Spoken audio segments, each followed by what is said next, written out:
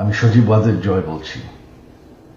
আপনারা জানেন, আপনারা নিজের চোখে দেখতে পেরেছেন যে জাতির জনক, জাতির পিতা বঙ্গবন্ধুর বাসা, সেই ঐতিহাসিক ৩২ নম্বরকে পুড়িয়ে ফেলা হয়েছে।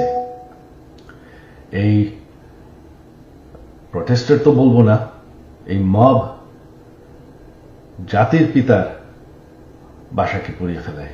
সেই বাসা যেখানে বঙ্গবন্ধুকে হত্যা করা হয়, বঙ্গবন্ধুর আমার পুরা পরিবারকে হত্যা করা হয়, যেই বাসা ৭৫-এর খুনিরাও ধ্বংস করার সাহস পায়নি, যেই বাসা এখন এতদিন ওনার মিউজিয়াম ছিল, সেই বাসাকে তারা পুড়িয়ে ফেলেছে।